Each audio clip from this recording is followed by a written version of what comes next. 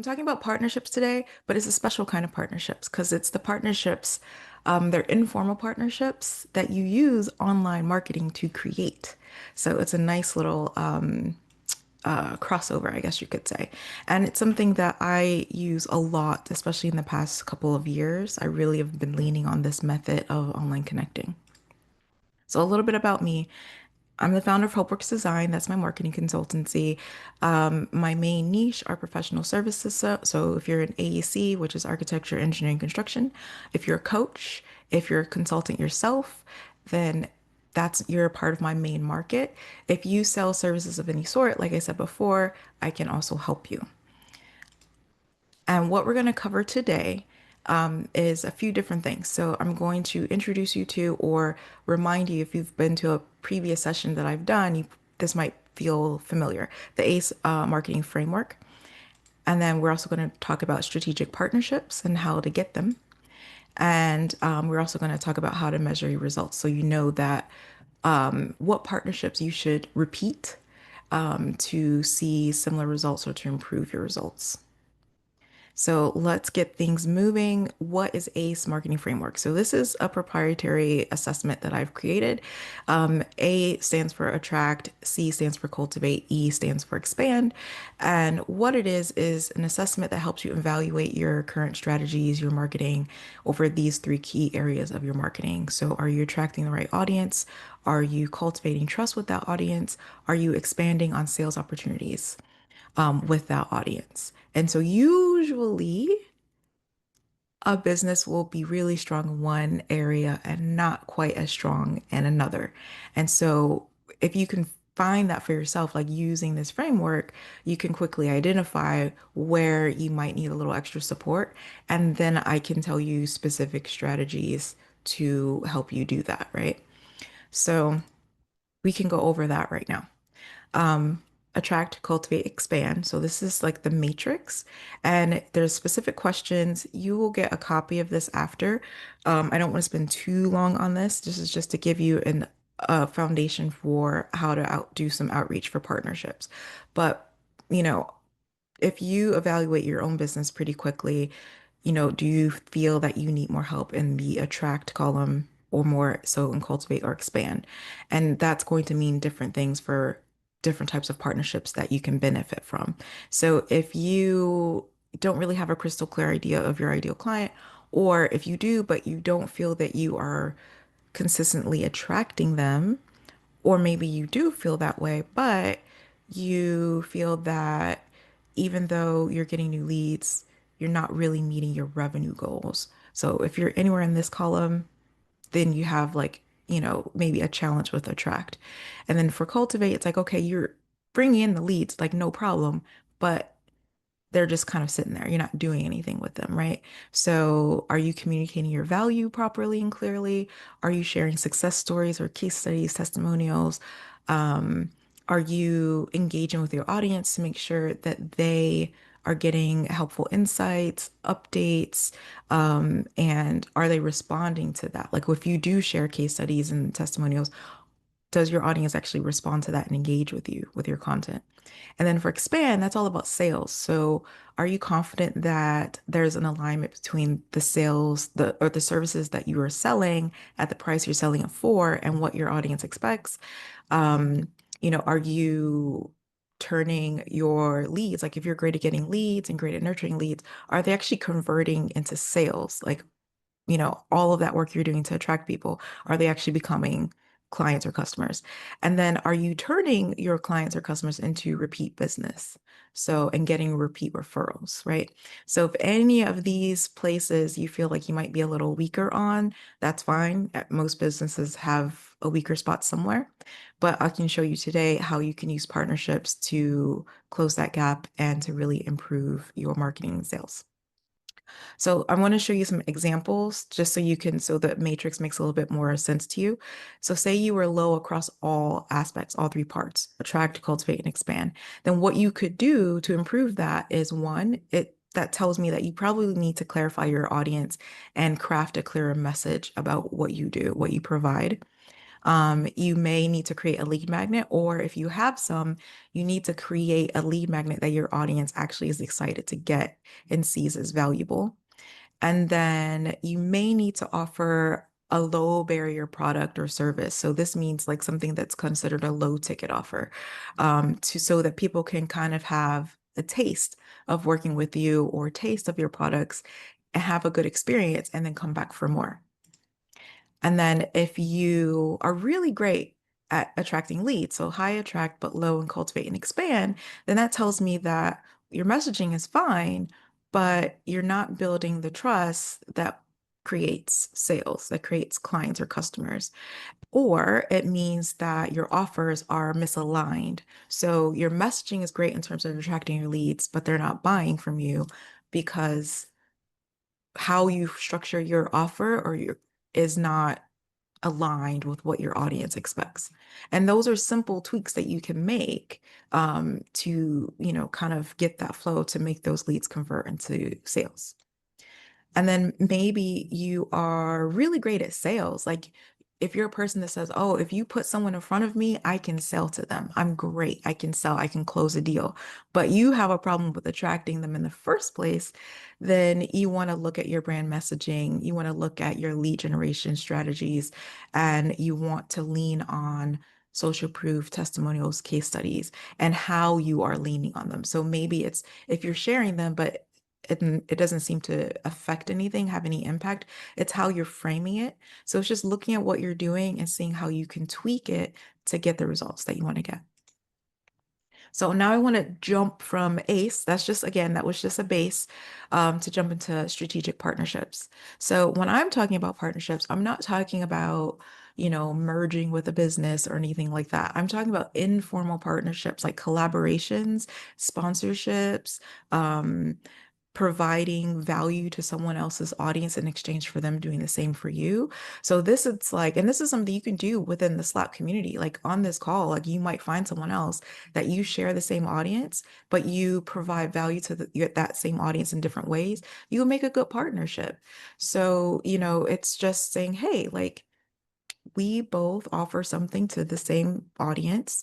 You do this and I do this. How about we work together and put our offers in front of each other's audiences, or something like that, right? So it can take various forms, but the key thing is that it starts online and it's something that is quick to set up and quick to implement. And partnerships, the reason why I kind of lean on these types of informal partnerships is that they're the way that businesses grow. So you can spend a lot of money in ads, and I'm a fan of running ads, but a lot of businesses, especially small businesses, aren't really ready to run ad campaigns. Like it does require quite an investment to do it well. Um, but you can grow exponentially from partnerships alone. So I'm also a fan of SEO, and SEO can help you actually secure some partnerships in the long term. But generally, if you want a quick injection in your business, like a quick injection of leads, a quick injection of sales, partnerships is the way to do it. So let's talk about some different types of these informal partnerships. One is just cross promotions. So that could be content collaborations. You both are working together on a blog post, a video, a podcast. Um, you're doing social media shout outs for each other's business, that sort of thing. Um, Referral partnerships. So either you have an actual affiliate program or you do network referrals. So again, this is one that's really common. You probably have tried this already, but just it's really about establishing relationships and nurturing relationships that you have, and then finding people to connect other people to, and they do the same thing for you, right?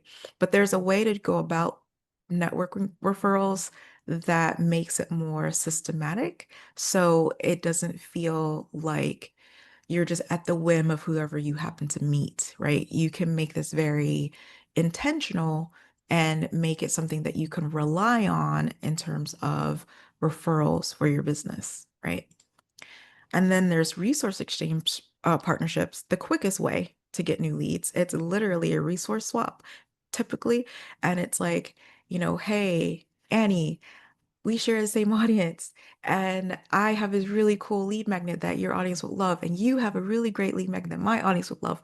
I'm gonna send out an email to my people promoting your lead magnet. On the same day, you're going to promote my lead magnet to your audience. And that way we can both gain new leads that way, right? There's also skill swaps, which is where maybe it's instead of it being something that you're each promoting to each other's audiences, you're actually teaming up together. So say you're a website developer or designer and you team up with a copywriter so that the copywriter is working, so you're working together on the same client project, right? But the copywriter is bringing her skills, the web designer is bringing their skills, and you're working together on this project. And whether the end client knows this or not doesn't really matter. It's just that is how you're doing the partnership, right? And then you decide how you split the client fee. Um, there's also guest appearance partnerships, another thing I love. So podcasts, guesting, co-hosting webinars. These are really effective. They're not as turnkey. So typically these both require a bit more planning and scheduling. And for podcasts especially, even if you like say like you're being interviewed on a podcast tomorrow, that podcast episode might not be published for like another month or two, right? So you don't see the results until after something's actually live, but they're really powerful platforms. And it's also a really great way to partner with someone that has a much larger audience than you. So, like for example, last year I was a guest on the SPI podcast, Smart Passive Income podcast by Pat Flynn. Huge, huge, huge audience, like gigantic audience. And I just pitched to be a guest. I say, hey, like I have something I think your audience would love to hear about. And he agreed. And so I was on his podcast. And that was really great for him because one, if you host a podcast, you need content all the time. So he got content. And then I got to be on his platform, which meant have I got once it was live, I got a ton of leads right away. And I still get people like listening to that podcast, even though it's a year on from now. And reaching out to me. So it was great for visibility for my brand. Same thing with webinar collaborations. So you can co-host with someone that has a larger audience than you, works a similar way to podcasts, except that you're doing training, right? It's a webinar, so you're training, you're sharing information, and, something like that, doing a workshop type of thing. But it can also be someone that's has the same audience, the same amount of audience as you, right? You're teaming up together to kind of pool your resources and then both promote your workshop or webinar. And that works really well because that container lives on just like a podcast episode. It doesn't die, it lives on. You can reuse that in your marketing forever and ever and ever. And for webinars specifically, um, most likely you're going to record it. And so you both can benefit from either having that as a free resource that people can watch a recording, or you can package it up and sell it. And so now you both have a sellable asset. And if it's successful, it's something you should repeat. Then there's community partnerships. So this is works for businesses, whether you're an online business or whether you're a local brick and mortar business. And it works for communities, whether they are online communities or local, like in-person communities as well. So what this really looks like is, for example, let's say you own a coffee shop and around the corner you're friends with a bookstore owner. You guys can collaborate and work together where you're sending each other your customers. So you can have something from the bookstore in your coffee shop and something from the coffee shop in the bookstore. And when people are checking out, it's like, hey, like, here's a cool little bookmark. There's a bookstore around the corner that you should check out. Or you can have coffee from your coffee shop in the bookstore and be like, oh, this coffee is local from around the corner in the coffee shop. I actually have seen that in person work really well. Um, in Manhattan, actually, it's a really great partnership that a coffee shop and a bookstore has, and it really does work. Like People will literally leave the coffee shop with their coffee and walk around the block to go check out the bookstore and vice versa. It works really well. But you can do the same thing in online community collaborations where you just need to make sure the community is relevant to your industry and that you have something to provide. And the easiest thing is to provide expert content because usually that doesn't require much on your part. You just need to kind of show up and give your expertise. Or maybe it's offering an exclusive offer to the members of that group, something like that. And then we also have sponsorships. So this is a partnership where it actually does cost you money, but the idea is that the return on whatever your investment is great enough to make a sponsorship make sense. And this is also something I like to do event partnerships, newsletter sponsorships. So for events, whether it's a local event or a virtual event, you are showing your support by giving them a financial amount, and then they have your branding everywhere, and maybe you can have something of your brand, like a product or a service or something like that, highlighted. It really depends. Like event sponsorships run the gamut. And then with newsletter sponsorships, those are pretty cool because it's a dedicated ad basically of whatever your offer happens to be in a newsletter. And you just need to be strategic about where or what newsletter you choose to sponsor. So you need to make sure you know that they have a large audience, or at the very least, they have a very active audience. So that means they have a high open rate, they have a high click-through rate, because that means that when your ad shows up in the newsletter in their inboxes, they're more likely to open that newsletter to see your ad and to click through to your offer, right? And so if someone has a smaller list, but they have a really active list, then that still is worth your while. For events, for example, it could be maybe you're sponsoring a summit or sponsoring a bundle or sponsoring someone's workshop or something like that. There's many ways you can do it, and there's opportunities at all levels. So you can find a sponsorship where it costs you maybe $75 or $100. Obviously, you'll find more where it costs more to invest. But again, you need to think about, okay, I'm investing this much. This is how much I'm expecting to get from it to make this investment make sense, right? So let's talk a little bit about how to identify ideal partnerships. One way to do so is to quickly think about um, the other providers, like either people that create products for your audience or other services. So find people that share your audience. So if you sell shoes, you could partner with a podiatrist or something like that. Like if you are a coach for midlife women, maybe you can partner with someone that does energy work or energy coaching, or maybe you can partner with someone that does financial coaching for people approaching retirement. Like you find the people that also serve your people, and obviously that does not conflict with what you offer, and those will be ideal partners. But you can also do people that are not quite exactly sharing your audience, but there's some overlap. So maybe you're an author, you're trying to sell your book, and you wrote a book about productivity and how to like, you know, map out your days to get the most from your days and not get stuck in the weeds or get stuck in procrastination or something like that. And then you could partner with someone that coaches people that have ADHD because they need help with focus and with productivity. You have a book about productivity. It's not specifically about people with ADHD, but it's still helpful. So just look for those different ways that you can help each other's audience, right? And that's how you'll find some very complementary businesses that don't conflict and could be a really great potential partner for you. And so think about related fields and industries. Always start really broad before you go specific, right? And then you can find these people using social media, using industry events, professional networks.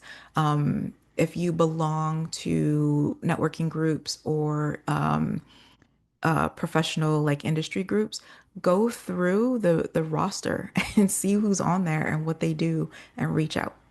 You can subscribe to newsletters to kind of check out the kind of content that they share and see if it kind of matches the vibe of your business, right? And you can listen to podcasts and see like, oh, you know what? Like I really like this podcast. They actually, their audience seems to be similar to my audience. I like what they're saying, and I can see like I can provide some value to them by talking about X, Y, and Z. That'll be really helpful for their audience, right? Like really look at all the various angles when you're looking for potential partners because you want to have a list of at least 50 to 60 people on your potential partners list. And then as you go through that list of pitching these partners, you need to replenish. So you need to always be thinking about who's a good potential partner and adding them to that list so that you can keep up your pitching. So you can do a little exercise with me, and just take a couple minutes to jot down 3 to 5 industries or products or related fields that share your audience. And this will be the beginning of your potential partnership list. And just think about the people you already know, the companies you already know, the products you already know that your audience uses or interacts with. Um, Even if you don't know the owners of that company or the makers of that product. You don't have to personally know them.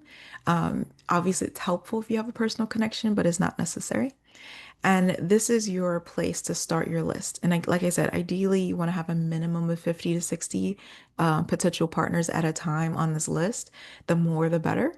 But that's always a good starting point because when you do pitching, it's a numbers game and you just want to kind of keep it going. Like, and make it systematic. So for me, Mondays are the days that I pitch. So, like, I do this every month. And so on Mondays, I try to get out 5 to 10 pitches in a day. Sometimes I do more, sometimes I do less. And then the following weeks are follow-ups. And then the next month, I do another batch of pitches. And then I follow up throughout the month and then on repeat. And it works. And the thing is, it's like when you get a no is never a no. A no is a maybe. A no is maybe later. So, and a maybe is a yes. It's just a maybe just means I have some reservations. Let's chat and work out the details. But don't ever get discouraged if you get a no or a maybe because a maybe is really a yes that just needs some extra hand holding, and a no is really a maybe later. So just circle back around.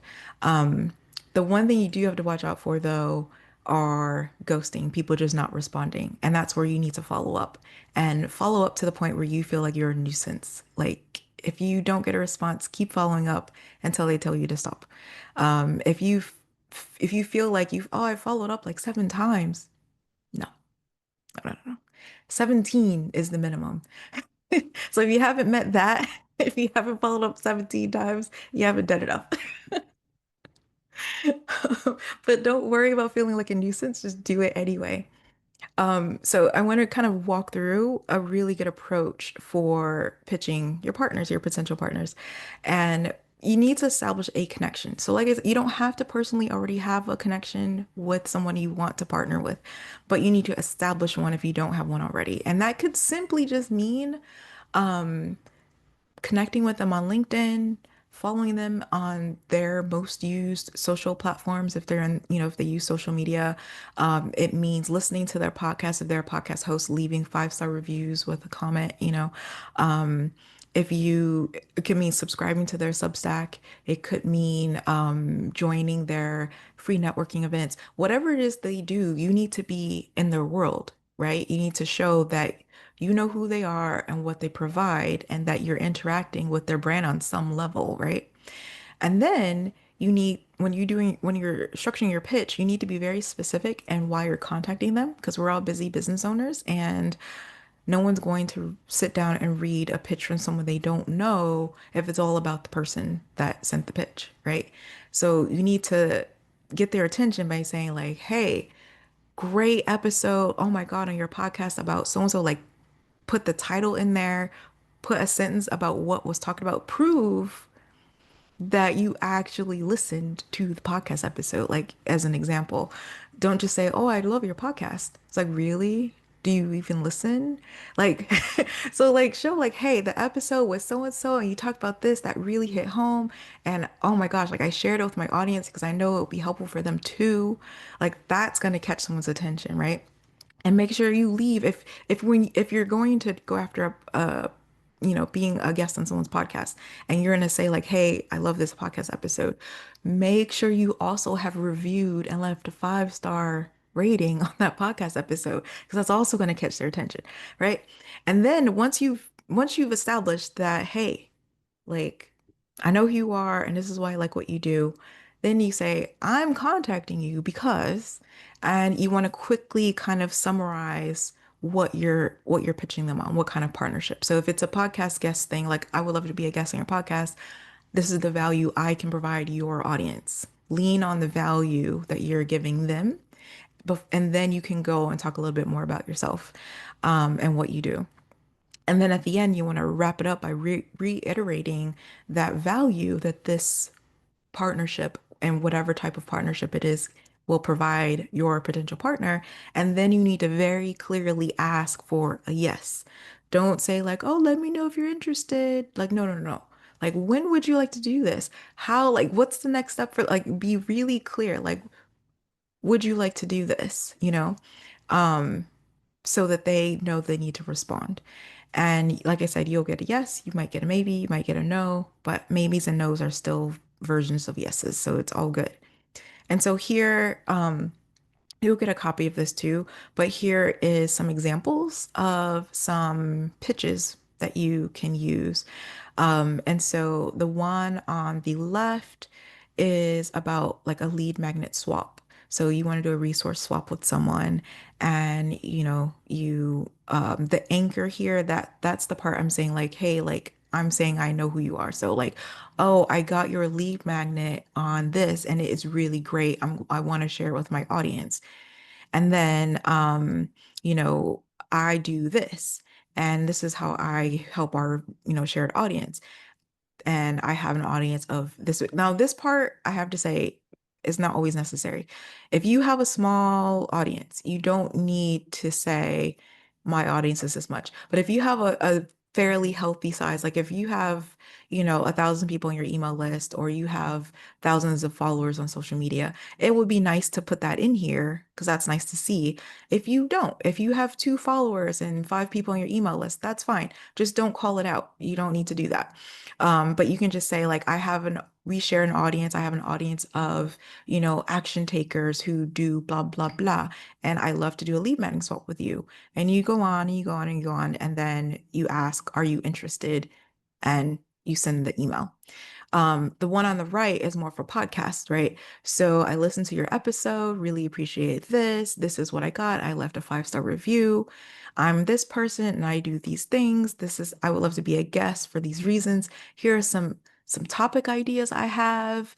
You know, again, like this is like the value I will provide your audience. And here's some more stuff about me at the bottom. You like, are you open to discussing this? And send that off, right? And so you can tailor these to the types of partnerships that you're interested in, in having with your potential partner.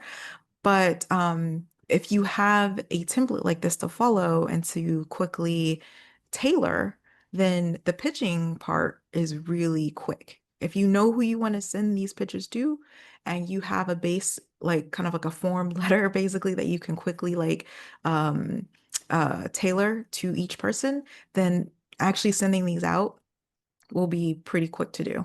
Like I only do like 5 to 10 a week, and I could do more. And in the past, I have done more, but it can be really quick, and it's just a numbers game. We just get them out there and follow up, right?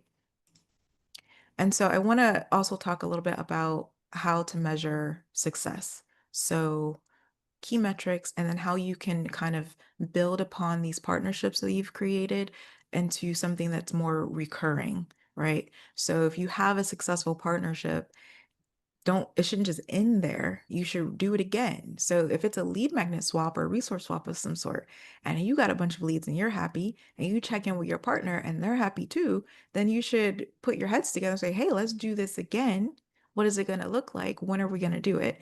If you've been on someone's podcast and that was really great for you, like, you got some leads from the podcast episode and the podcast host, people really like that episode, then you should reach out like, hey, I would love to be a guest again. One caveat with that is that you don't want to do that right after. Let some time happen in between and then reach out like, hey, I love being a guest the first time. Would love to hop on. We could talk about this on the next time, that sort of thing. If you do sponsorships, if those sponsorships will work out well for you, then you should definitely do it again. Because if you say you sponsored a summit, you paid $200 to sponsor the summit, and as a sponsor, one of the things besides having your brand everywhere is that you can offer some type of freebie, for the summit audience members or attendees. So if you got a bunch of leads and they weren't just leads because on your freebie, you did a tripwire. So you have a freebie, they got the freebie, and then it was like, oh, hey, you might be interested in this very low cost item as well. And some of those people are going to buy, like, yes, I actually am interested. And so you can make sales from your sponsorship. But if the sponsorship was successful for you and covered in the end, you got a return that you needed to get on the investment that you made as a sponsor, then you should sponsor that event again, right? And since you've done it once, you're going to be much more likely to be able to sponsor it again, right? So, think about not just the isolated, like the first time you do it, like think about how this can be beneficial for your business in the long term.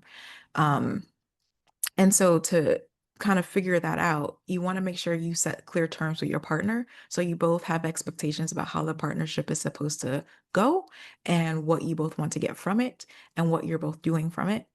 Ideally, you want to create a unique landing page, so whether it's a resource exchange or whether you're on a podcast and you leave a link to your freebie or it's a summit thing, whatever it is, it's easier for you to track in the back end if you create a unique landing page for it. Because anyone that submits their information via that landing page can be tagged in your system as, coming from whatever partnership. And so you can see at a glance, like, oh, I got so many leads from this partnership, so many leads from this other partnership, right?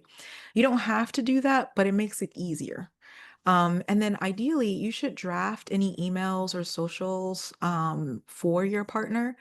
Like, like do the heavy lifting for your partner. Make it as easy for your partner so they will want to do this and partner with you again, right?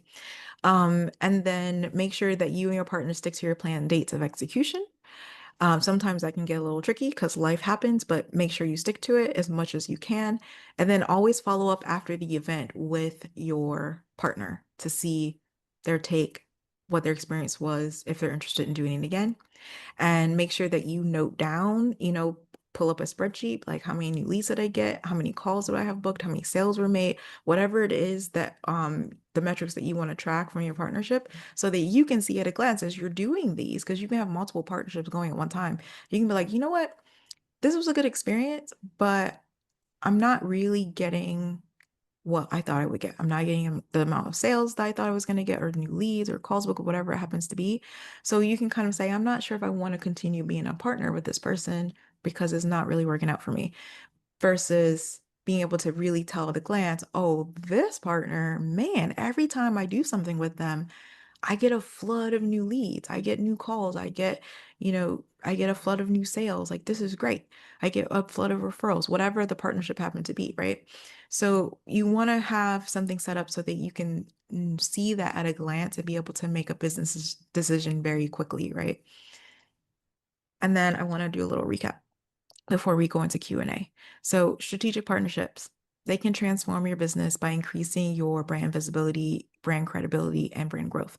And that leads back into the ACE framework that I started with at the beginning of this presentation, because these types of strategic partnerships will help you with attract, will help you with cultivate, and will help you with expand parts of your business.